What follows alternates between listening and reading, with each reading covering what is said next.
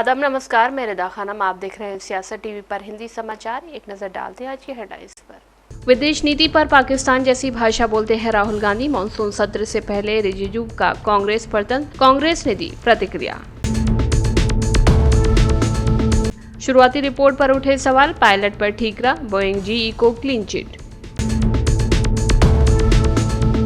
ST Hasan बोले, चुनाव आयोग मुसलमानों के साथ खुली नाइंसाफी कर रहा है। चुनाव से पहले मुख्यमंत्री नीतीश कुमार का बड़ा ऐलान, कहा बिहार में मिलेगी फ्री बिजली। बिहार में क्राइम रेट बढ़ने पर बोले एडीजी, कहा किसानों के पास काम नहीं होता, इसीलिए अप्रैल जून में होते हैं ज्यादा मर्डर।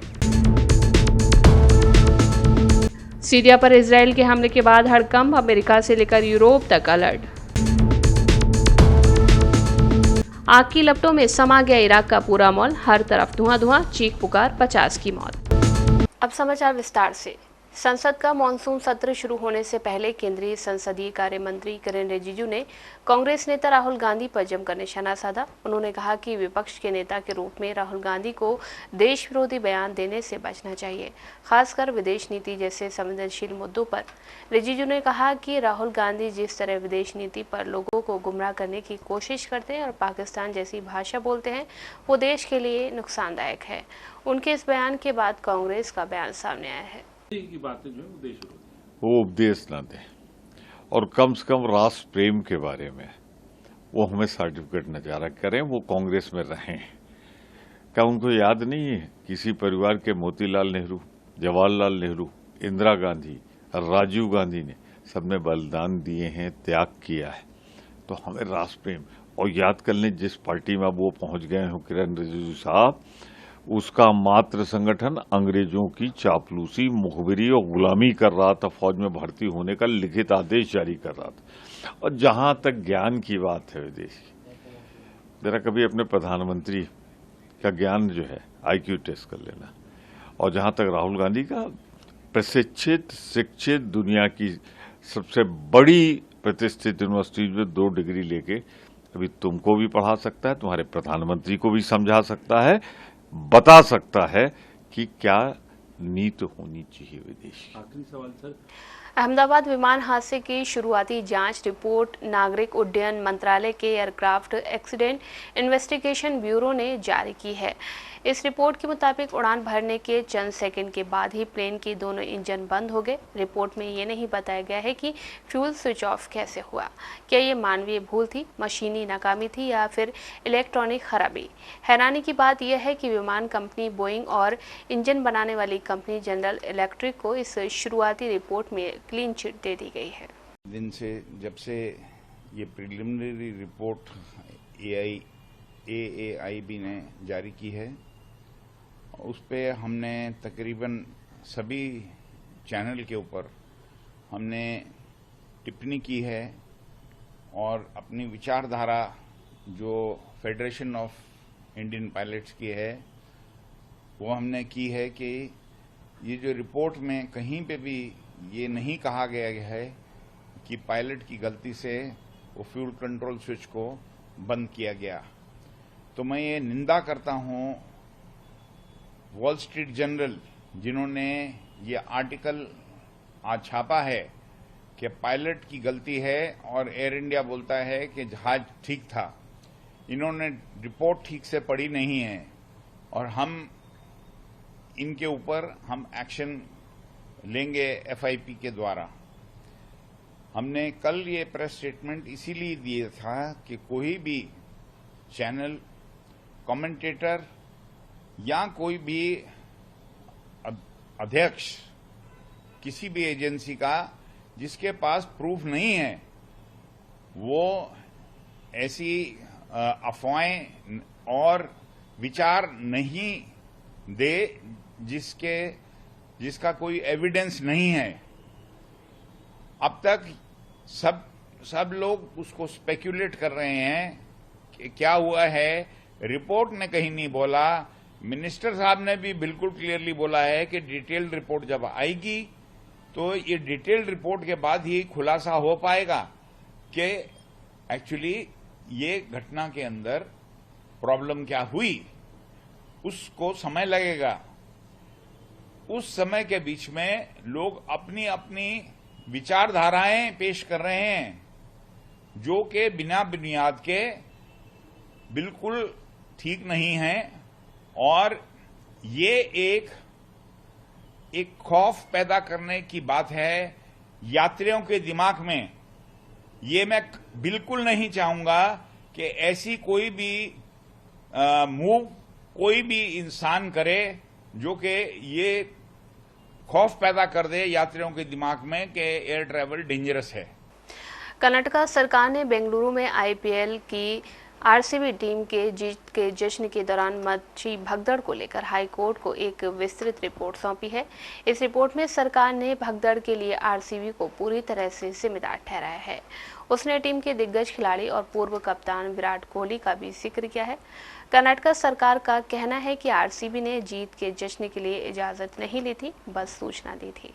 रिपोर्ट में गंभीर लापरवाही का जिक्र किया गया है। केंद्रीय प्रशासनिक न्यायाधिकरण ने 4 जून को चिन्नास्वामी स्टेडियम के बाहर मची भगदड़ के लिए आरसीबी को जिम्मेदार ठहराया था। आरसीबी ने बिना पुलिस की इजाजत के सोशल मीडिया पर अचानक विक्ट्री परेड के आयोजन की घोषणा कर दी थी, जिससे स्टेडियम के बाहर लाखों लोग जुट गए थे। भगदड़ के दौरान 11 लोगों की मौत हो गई थी। कर्नाटक सरकार ने रिपोर्ट के जरिए कहा है कि विक्ट्री परेड के दौरान बहुत बड़ी लापरवाही हुई है और पुख्ता इंतजाम भी नहीं थे। इवेंट का आयोजन कराने वाली company DNA network private limited ने 3 जून को पुलिस को सिर्फ सूचना दी थी, लेकिन 2009 के आदेश के मुताबिक इजाजत नहीं ली थी। किसी तरह की घटना न हो, इसी वजह से पुलिस ने सीमित कार्यक्रम के लिए अनुमति दी थी, लेकिन इवेंट में उम्मीद से कहीं ज्यादा लोग पहुंच गए थे। फकीर मोहन कॉलेज के एक छात्रा के आत्मदाह से हुई मौत के विरोध में राज्य सरकार के खिलाफ ओडिशा बंद के दौरान कांग्रेस कार्यकर्ताओं ने बालासोर में रेल की पटरियां अवरुद्ध कर दी। ओडिशा कांग्रेस अध्यक्ष भक्त चरण दास ने कहा कि विपक्षी दलों द्वारा आहत राज्य बंद को जनता का जबरदस्त समर्थन मिल रहा है और हजारों पार्टी कार्यकर्ता विभिन्न जिलों में विरोध प्रदर्शन कर रहे हैं। कांग्रेस के नेतृत्व में ओडिशा में विपक्षी दलों ने बालासोर में एक कॉलेज छात्रा द्वारा खुद को आग लगाने के विरोध में आज राज्यव्यापी बंद का आह्वान किया है। ओडिशा कांग्रेस प्रभारी अजय कुमार लल्लू सहित विपक्षी नेताओं और कार्यकर्ताओं को पुलिस ने हिरासत में ले लिया। जुल्मी सरकार है, न्याय आप देख सकते हैं कैसे दमन कर रही है। ये सरकार गुंडागर्दी के बल पर इस बेटी के न्याय को नहीं देना चाहती।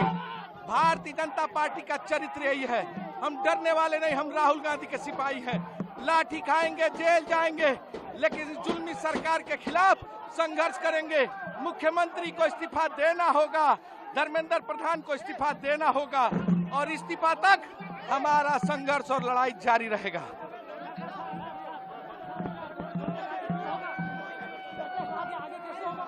हम लड़ाई लड़ेंगे, हम दबने वाले नहीं, डरने वाले नहीं। हमारे नेता आदरणीय राहुल गांधी ने कहा है जुल्म जातीय अन्याय के खिलाफ हमें संघर्ष करना है। आप बताइए, आदरणीय राहुल गांधी ने उस पीड़िता से बात की, उसके परिजनों से बात किया क्या? मोदी जी बात किए? क्या अमित शाह बात किए? वो भाजपा की बेटी थी। जो लोग अपनी बेटी को न्याय नहीं दिला सकते, ऐसे लोगों को सरकार पर बने रहने का कोई नैतिक अधिकार नहीं है। मुख्यमंत्री इस्तीफा दो, शिक्षा मंत्री इस्तीफा दो, हम लड़ेंगे और अंतिम दम तक संघर्ष करेंगे। ऑल इंडिया मजलिस इत्तेहादुल मुस्लिमीन अध्यक्ष असदुद्दीन ओवैसी ने संशोधन अधिनियम के विरोध में बुधवार रात तेलंगाना के बोधन शहर में आयोजित एक जनसभा को संबोधित किया, जहां उन्होंने केंद्र सरकार पर आरोप लगाते हुए कहा कि पहलगाम आतंकी हमला प्रधानमंत्री मोदी सरकार की सुरक्षा चूक का उदाहरण है। ओवैसी ने कहा कि पहलगाम आतंकवादी हमले का बदला लिया जाना चाहिए और ऑपरेशन सिंदूर जारी रखा जाना चाहिए। होगा ये भारत के मफाद में, बताओ हमको। पहलगाम में 26 हमारे हिंदू भाइयों को पाकिस्तान के 4 टेररिस्ट ने उनकी जान ले ली और वहां के गवर्नर साहब अब बोल रहे हैं जुलाई के महीने में मैं जिम्मेदार हूं। हम सुनते थे बासी कड़ी को उबाल नहीं आता, मगर बासी कड़ी को उबाल आ ही गया। अगर तुम जिम्मेदार है तो छोड़ो ना, छोड़ के चले जाओ। आखिर कैसे उस पहलगाम में वहां पर आतंकवादी कैसे पहुंचे, बताओ हमको। अगर तुम ये कह रहे हो कि बिहार में बांग्लादेशी रोहिंग्या है, तुमको उसकी खबर है, तो पहलगाम में वो 4 टेररिस्ट कैसे पहुंचे मेरे को बताओ। तुम बोल रहे हैं कि बिहार में नेपाली हैं तो फिर पहलगाम में 4 टेररिस्ट कैसे आए? तुम सो रहे थे? तुम्हारा एडमिनिस्ट्रेशन आंख बंद करके बैठा था ताकि वहां पर 26 हमारे हिंदू भाइयों के सरों में गोली मार दी जाए? बताओ, जब तुम इलेक्टोरल लिस्ट के नाम पर बांग्लादेशी रोहिंग्या बोल रहे, अरे पहलगाम का बदला लेना है। ऑपरेशन सिंदूर को जारी रखो जब तक कि वो 4 टेररिस्ट जो भारत के 26 लोगों को उनका मजहब पूछकर गोली मारे, जब तक वो पकड़े नहीं जाते, जब तक वो मारे नहीं जाते, हम तुमको सवाल करते रहेंगे। पहलगाम मोदी हुकूमत की एक सिक्योरिटी लैब्स का एक कामयाब आपके सामने एक एग्जाम्पल। बिहार के सीएम नीतीश कुमार द्वारा विधानसभा चुनाव से पहले 125 यूनिट तक मुफ्त बिजली देने की घोषणा पर दिल्ली आप अध्यक्ष सौरभ भारद्वाज ने कहा कि आज अरविंद केजरीवाल सही और भाजपा गलत साबित हुए हैं। जब अरविंद केजरीवाल ने दिल्ली में मुफ्त बिजली देने की घोषणा की थी तो भाजपा ने उनका मजाक उड़ाया था। आज 10 साल के बाद भी भाजपा अरविंद केजरीवाल की राह पर चल रही है। देखिए, आज 10 साल बाद अरविंद केजरीवाल जी देश में सही साबित हुए और भारतीय जनता पार्टी गलत साबित हुई। जब अरविंद केजरीवाल ने देश में पहली बार फ्री बिजली की बात कही 2014-15 में, तो भारतीय जनता पार्टी ने उनका मजाक उड़ाया। तमाम व्हाट्सएप पे, सोशल मीडिया पे ये कहा गया कि साहब ये तो लोगों को भिखारी बना रहा है, ये तो मुफ्त की रेवड़ी है, और पता नहीं क्या क्या कहा गया। मगर आज 10 साल बाद भारतीय जनता पार्टी को अरविंद केजरीवाल के रास्ते पर आना पड़ा है और उनके गठबंधन की सरकार को भी बिहार में ये वादा करने पड़ा है। मुझे लगता है कि हमारे लिए बहुत जो है खुशी का मौका है। समाजवादी पार्टी के नेता एसटी हसन ने चुनाव आयोग पर गंभीर आरोप लगाते हुए कहा कि हमें पहले से ही आशंका थी कि चुनाव आयोग बहुत से मुस्लिम मतदाताओं को बांग्लादेशी या रोहिंग्या घोषित कर देगा। गरीब आदमी अपने माता पिता का जन्म प्रमाण पत्र कहां से लाएगा? जो लोग बिहार के बाहर मजदूरी करते हैं उनके पास जन्म प्रमाण पत्र कहां से आएगा? पहले तो ये प्रमाण पत्र बनाए ही नहीं जाते थे। ये चुनाव आयोग की ओर से खुली नाइंसाफी है। सुप्रीम कोर्ट ने भी इस मामले में अब तक कोई संज्ञान नहीं लिया है।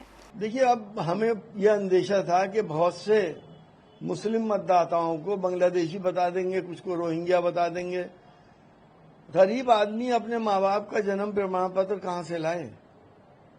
उसके तो जो गरीब है, जो बेचारा कभी यूपी आ गया, कभी पंजाब चला गया, जो यहाँ पे मजदूरियां करता फिर रहा है, उसके माँ बाप भी मजदूरियां करते फिर रहे हैं। पहले कहाँ जन्म प्रमाण पत्र बनवाए जाते थे, अब वो भी जरूरी हो गए। जब जिसको चाहेंगे कह देंगे कि इनके पास अपने बाप का जन्म प्रमाण पत्र नहीं था, इसलिए ये या तो बांग्लादेशी है या रोहिंग्या है। तो ये तो खुली नाइंसाफी इलेक्शन कमीशन कर रहा है और हमें इस बात का भी अफसोस है कि सुप्रीम कोर्ट ने भी इस पे कोई खास संज्ञान नहीं लिया। आरजेडी नेता तेजस्वी यादव ने बिहार में जारी एसआईआर पर कहा कि हमें एसआईआर से कोई दिक्कत नहीं है, लेकिन इनके तरीके लोकतंत्र के लिए बेहद खतरनाक हैं। बिहार लोकतंत्र की जननी है और इसी बिहार से हम लोकतंत्र को खत्म होते नहीं देख सकते हैं। इसको लेकर हम हर पटल पर लड़ाई लड़ेंगे। मैं देश के सभी बड़े नेताओं को पत्र लिख रहा हूं। 19 जुलाई को दिल्ली में इंडिया गठबंधन की एक बड़ी बैठक मल्लिकार्जुन खड़गे के साथ है, उसमें हम शामिल होंगे और अपनी बात को मजबूती के साथ रखेंगे। जो चीजें पहले से भाजपा ने, अमित शाह जी ने, मोदी जी ने जो तय करके उनको दिया है टारगेट, जो सूची, वही काम में वो लगे हुए हैं। ये डेमोक्रेसी के लिए जिस तरीके का प्रोसेस, हमको एसआईआर से दिक्कत नहीं है, लेकिन जो तरीके हैं इनके, ये लोकतंत्र के लिए बेहद खतरनाक है। और हम लोग डेमोक्रेसी में रहते हैं, लोकतंत्र में रहते हैं, और बिहार लोकतंत्र की जननी है, और इसी बिहार से लोकतंत्र को हम खत्म होते हुए नहीं देख सकते। इसको लेकर के हम हर एक प्लेटफॉर्म पर हम लोग जो है लड़ाई लड़ेंगे। देश भर के जितने बड़े नेता हैं उन सबको भी हम चिट्ठी लिख रहे हैं और 19 तारीख को दिल्ली में खड़गे साहब के यहाँ एक बड़ी बैठक इंडिया अलायंस की है, उसमें भी हम शामिल होंगे और अपनी बात को मजबूती के साथ जो है रखेंगे। अब बिहार विधानसभा चुनाव से पहले तमाम राजनीतिक दल अपनी अपनी तैयारी में जुटे हुए हैं। इस बीच सीएम नीतीश कुमार भी अपने 20 साल की सत्ता को बचाने के लिए तमाम कोशिशें करते हुए नजर आ रहे हैं। यही कारण है कि चुनाव से पहले वे कई तरह की घोषणाएं कर रहे हैं। 1 करोड़ रोजगार ऐलान के बाद अब सीएम ने फ्री बिजली देने का ऐलान किया है। अब इस पर आरजेडी सांसद मनोज कुमार झा ने कहा किसी और मास्टर से लिया गया ये स्ट्रोक है। 125 यूनिट देखिए, नहीं मास्टर स्ट्रोक नहीं की, किसी और मास्टर से आप लिया गया ये स्ट्रोक है। तो जब आप तेजस्वी जी की पेंशन बढ़ोतरी को आधा अधूरा, पूरा तो नहीं ले पाए, बिजली भी जो निःशुल्क करने की उनकी 200 यूनिट की उनकी कमिटमेंट थी, उसमें से 125 किया। तो जब आइडियाज ले रहे हो ना, तो आइडियाज का स्वामित्व जिसके पास है, कह दो कि वही चीफ मिनिस्टर है। तेजस्वी ही चीफ मिनिस्टर मटेरियल है, हम स्वीकार करते हैं, क्योंकि उनके द्वारा ड्रॉ की हुई लकीरों को आप फॉलो कर रहे हैं प्रतिदिन। अभी तो मैं बता रहा हूं, आने वाले दिनों में और भी जो तेजस्वी जी की घोषणाएं हैं उनको आधे अधूरे मन से, आधे अधूरे तरीके से लेकिन लागू किया जाएगा। इसका मतलब आइडिया सुप्रीम है। किसका आइडिया है ये पूरा बिहार जानता है। लेकिन बीजेपी का सीधा आरोप कहीं से सुन लेते हैं, अब बोलने लगते हैं। बीजेपी के आरोप पर मैं गंभीरता पूर्वक इसको टिप्पणी लायक नहीं समझता। इसलिए नहीं समझता ना कि बीजेपी की पूरी मशीनरी हतप्रभ है, उनको समझ में नहीं आ रहा है कि वो कैसे काउंटर करें। क्योंकि प्रधानमंत्री जी आते हैं, गृह मंत्री जी आते हैं, वो भी महागठबंधन और तेजस्वी जी द्वारा जो ड्रॉन नैरेटिव है उसको चैलेंज नहीं कर पाते हैं, उसका जवाब नहीं है। और बिहार में नफरत की फसल भी नहीं लगेगी, तो बीजेपी बड़ी मुश्किल में है। राजधानी पटना में एक बार फिर से हत्या की बड़ी घटना को अंजाम दिया गया है। शहर के निजी अस्पताल पारस अस्पताल में अपराधियों ने दिन दहाड़े घुसकर गोलीबारी कर सनसनी फैला दी। इस घटना में मरीज की मौत हो गई, जिसे अपराधियों ने गोली मारी थी। पुलिस ने भी इसकी पुष्टि कर दी है। आज सुबह अस्पताल के अंदर हुई इस गोलीबारी से वहां मौजूद लोगों में दहशत फैल गई। बक्सर जिला का बड़ा अपराधी रहा है चंदन मिश्रा, जो इस समय पे जेल से पैरोल पर आया हुआ था अपना इलाज कराने के लिए, और आपसी गैंग के मामले में या विरोधी गैंग उनके द्वारा ये घटना कारित किया गया है। यहाँ पर अपने इलाजरत और कुछ जो अपराधी आए उन्होंने आके कई गोली उनको अभी वर्तमान में इलाजरत है। और जो डॉक्टर अपना जब तक डॉक्टर डिक्लेयर नहीं करते तब तक उसके बारे में अभी जब तक डॉक्टर डिक्लेयर नहीं करते तब तक इसके बारे में कह पाना संभव। कई गोलियां लगी, ये कितनी गोलियां लगी ये डॉक्टर कितने की संख्या में सर अपराधी थे, व्यवस्था पर ये बड़ा सवाल है। देखिए, ये निश्चित रूप से एक अपराधी, बड़ा दुर्दांत अपराधी था और गैंग इनके बीच में आपस में किस कारण से गैंग हुआ है, क्या इनके गैंग में मामले रहे या विरोधी गैंग जो अपराधी हैं उनको जो है चिन्हित किया जा रहा है। बक्सर जिला के साथ हम लोग संपर्क में हैं, वहाँ से इस प्रकार से कौन अपराधी हैं, क्या कौन लोग रहे निश्चित रूप से जो इसको यहाँ पे अस्पताल प्रबंधन की तरफ से जो भी व्यक्ति अंदर में जाते हैं सबकी फ्रिस्किंग करी जाती है। तो इसमें इनकार नहीं किया जा सकता कि कोई यहाँ का सुरक्षा कर्मी की मिलीभगत हो सकती है। तो जो सुरक्षा कर्मी इस समय यहाँ पर ड्यूटी पे थे तो उनकी भी हम लोग पूछताछ करेंगे और पता लगाएंगे कि किस प्रकार से जो अपराधी अंदर में जाते हैं। बिहार के एडीजी कुंदन कृष्णन ने कहा कि हाल ही में पूरे बिहार में काफ़ी हत्याएं हुई हैं। ज़्यादातर हत्याएं अप्रैल, मई और जून के महीने में होती हैं। ये सिलसिला तब तक चलता रहता है जब तक बारिश नहीं आ जाती, क्योंकि ज़्यादातर किसानों के पास काम नहीं होता है। बारिश के बाद किसान समुदाय के लोग व्यस्त हो जाते हैं और घटनाएं कम होती हैं। इसीलिए हमने इसी महीने एक नया सेल बनाया है। उस सेल का काम सभी पूर्व शूटरों, कॉन्ट्रैक्ट किलर और डेटाबेस बनाना और उन पर नजर रखना होगा। हाल में जो काफी हुआ है कि शूटर्स कई हत्याएं हुई हैं, होती पूरे बिहार में, और इस माह मई जून में ज्यादा मर्डर होते आई है वर्षों से। अप्रैल मई जून जब तक बरसात नहीं होती है ये सिलसिला जारी रहता है, क्योंकि ज्यादातर किसान को कोई काम नहीं रहता है। एक बरसात होने के बाद लोग, कृषक समाज के लोग व्यस्त हो जाते हैं और घटनाएं घटती है, परंतु आप लोग के द्वारा, प्रेस के द्वारा हत्या पर हत्या, कुछ इस वर्ष चुनाव भी है तो राजनीतिक दलों के द्वारा भी इस पर ज्यादा नजरिया दिया गया है, तो उसको लेके भी हम लोग चिंतित थे कि हाँ, नवयुवक ज्यादा पैसा के लिए सुपारी किलिंग शुरू कर दिए हैं। तो एक नया सेल इसी माह हम लोग गठन किए हैं। वो सेल का काम होगा कि जितने पूर्व के शूटर्स हैं, कॉन्ट्रैक्ट किलर्स, सुपारी जो लेते हैं, मारते हैं, वो ऐसे लोगों का डाटा बैंक बनाएंगे और उन पर निगरानी रखेंगे। जेल से छूटने के बाद भी वो क्या कर रहे हैं, क्या नहीं कर रहे हैं, डोजेज उनकी रहेगी और हम शेयर करेंगे हर जिला से, या जिला से भी अनुरोध करेंगे कि इन पर निगरानी रखें। सीरिया पर इजराइल के हमले के बाद हड़कंप मच गया है। ईरान के साथ युद्ध के बाद अब सीरिया पर हमले को अमेरिका समेत कई देश ठीक नहीं मान रहे हैं। उधर इजराइल अपने कदम को जस्टिफाई करने के लिए अमेरिका समेत यूरोप के कई देशों के साथ संपर्क में है। इस बीच खबर आ रही है कि इजराइल की ओर से सीरिया की सीमा क्रॉस करने वाले ड्रूज नागरिकों को वापस लाने के लिए ड्रूज सांसद एम के सीरियाई बफर जोन में प्रवेश कर गए हैं।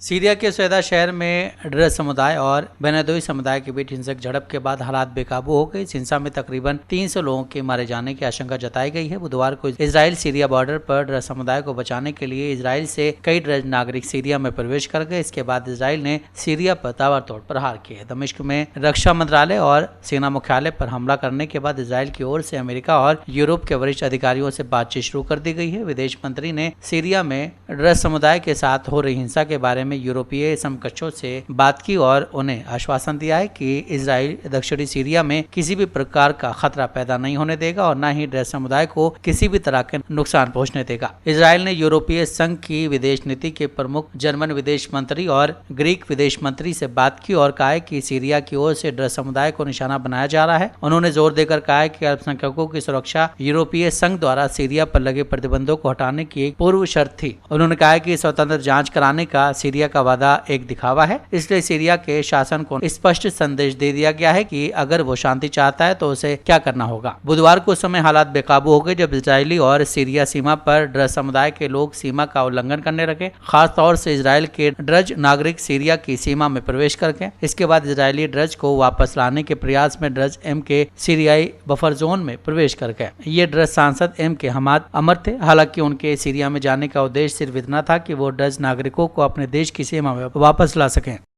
इराक के एक शॉपिंग मॉल में भीषण आग लग गई जिससे 50 लोगों की मौत हो गई। इराकी मीडिया के रिपोर्ट के मुताबिक आग पूर्वी इराक के अलकुट शहर में लगी है। इसकी वजह से कई लोग गंभीर रूप से घायल भी हुए हैं। वासित प्रांत के गवर्नर मोहम्मद अल मियाही ने इस घटना को लेकर पूरी जानकारी दी है। अलकुट में 5 दिनों पहले एक हाइपर मॉल खुला था, इसी में आग लगी है। हालांकि अभी तक कारण पता नहीं चल पाया। आग का वीडियो सोशल मीडिया पर भी शेयर किया गया है। वीडियो में मॉल पूरी तरह से आग की गिरफ्त में दिख रहा है और भयंकर धुआं भी उठ रहा है। घटना की जानकारी के तुरंत बाद फायर ब्रिगेड की टीम मौके पर पहुंच गई, लेकिन अब तक 50 से ज्यादा लोगों की मौत हो चुकी है। रिपोर्ट के मुताबिक आग सबसे पहले पहली ही मंजिल पर लगी थी, इसके बाद फैल गई। घटना के बाद भारी संख्या में लोग लापता हैं। मौके पर पहुंचा राहत दल लोगों को बाहर निकालने का प्रयास भी कर रहा है। मौजूदा जानकारी के मुताबिक कई शव बुरी स्थिति में अस्पताल पहुंचाए गए हैं। प्रशासन मॉल और बिल्डिंग के मालिक के खिलाफ एक्शन लेने की तैयारी में है। कुछ शहर बगदाद से लगभग 160 किलोमीटर दूर है। घटना से प्रभावित लोगों को अस्पताल पहुंचाया जा रहा है। इसके साथ ही मॉल के आसपास के इलाकों को भी खाली करवाया गया है। लोगों की मदद के लिए राहत दल पूरा प्रयास कर रहा है। इस हादसे की वजह से मौत का आंकड़ा और ज्यादा बढ़ सकता है। हिंदी समाचार बस यही समाप्त होता है। मुझे दें इजाजत। आप बने रहे सियासत टीवी के साथ।